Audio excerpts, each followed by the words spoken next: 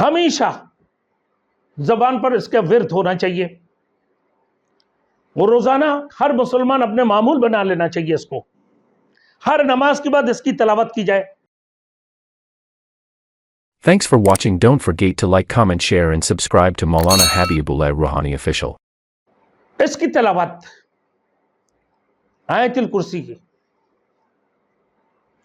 ہمیشہ زبان پر اس کا ورد ہونا چاہیے، اور روزانہ ہر مسلمان اپنے معمول بنا لینا چاہیے اس کو، ہر نماز کے بعد اس کی تلاوت کی جائے، صبح اور شام اس کو پڑھا جائے تو اللہ تعالیٰ ہر مصیبت سے اس کو معمون رکھے گا، معمون فرمائے گا، اور آخرت میں اس کو جنت میں داخلے کی ضمانت ہوگی۔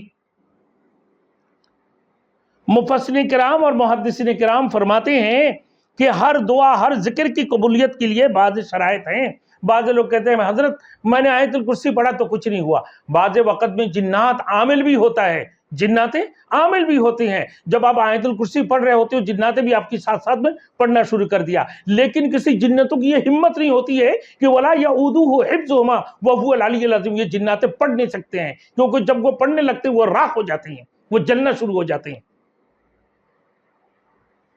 تو فرمائے محدثین کرام فرماتے ہیں کہ ہر دعا اور ذکر کی قبولیت کے لیے بعض شرائط ہیں۔ ہر دعا اور ہر ذکر محض پڑھ لینے سے نہ درجہ قبولیت تک نہیں پہنچتی ہے۔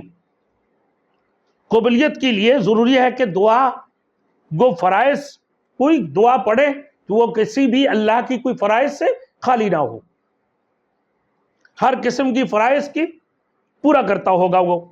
اللہ تعالیٰ نے اس پر نماز روزہ فرض کیا ہے، وہ اپنا نماز اور روزہ جو اللہ نے فرض کی ہے نا، یہ نماز روزہ اس کو ہمیشہ اس کی اہتمام کرنا چاہیے، نماز کی پابندی کرنا چاہیے، وقت کے مطابق نماز پڑھ لینا چاہیے، ان کی تاریخ کسی صورت میں نہ ہو، نماز کو کسی صورت میں نہ چھوڑے۔